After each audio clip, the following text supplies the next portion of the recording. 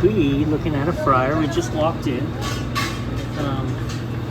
They claim, there's a service company before me that says this fryer needs a new thermal pile and a new gas valve. It's odd that you would need both, but we'll see. Can confirm when you let this go, thermal pile goes out. So let's check. All right, step one, I want to take the rest of the load off it so I can take any shorts out of the mix. So I've pulled that other red wire off the top, which is the other wire that runs into the thermostat. So, and the pilot still drops out. But let's change, I can get my millivolt detector. By the time we do that, let's just change the thermal pile, see what happens. All right, new thermal pile. We're letting that heat up, and then we'll see if she stays on, and if she doesn't stay on, then in fact we will need a gas valve. Spoiler alert, we don't need the light. Okay, so I have removed the old gas valve, installed new gas valve, had to transfer the swivels, okay, gas assembly, vent. I have only wired up, now this wiring is different. On this is a 4-wire, and this is only a 3-wire. And so now I can wire it however I want. But you'll see here we've got THTP, so that's basically the common, that's where everything goes. And then TH goes here.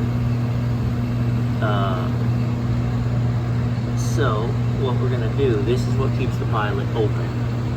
And now what we need to do is send, I pulled this down so you could get a good visual. So this red is going to go on with that red. What we need to do is we need to get this side of power to here. How we're going to do that is this red is going to connect to that red, meaning it's energized. That red is going to run in, okay, to here. And then you have the blue wire that jumps over to there. We actually don't need the blue wire down there at all anymore yet. So we're going to bring the power in to the cutoff from the red.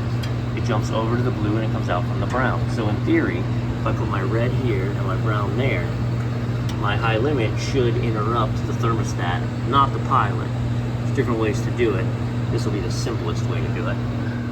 Alright, so I was mistaken about the blue. I do need the blue here to be the other side of the circuit for the brown.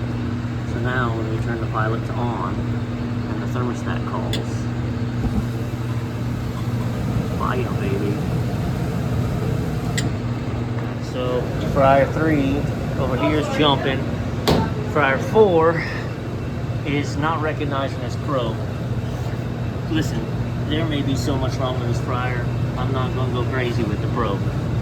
I'm going to connect a new probe and fire it up and see what happens, how it runs, before I go through labor and drama and material costs for them changing a probe. I'm just going to plug it in. It should then recognize it should fire up. I've got it filled with water. Alright, here's what it looks like to me. Look at the black wires behind everything. They're twisted, twisted, twisted, twisted, twisted, and taped right there. Why? Why?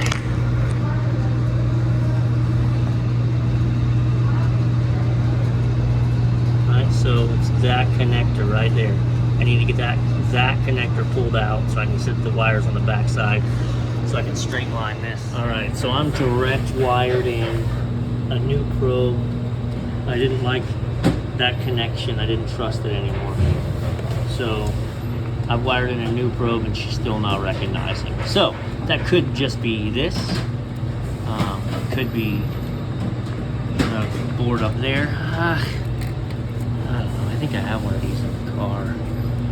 Plug it in for kicks. So it wasn't recognizing the temperature probe. I wired in the existing probe, new controller, voila. Boiled this out. Now we're gonna, so what I'm gonna do is I'm gonna set it for like 270, and I wanna see it satisfy to know the probe is right. And then I'll turn it up to 330 and 350. But I like to watch it and then watch it satisfy. Alright, she just shut down. 248, 244, yep. Temperature probe's working. Let's go right to 345.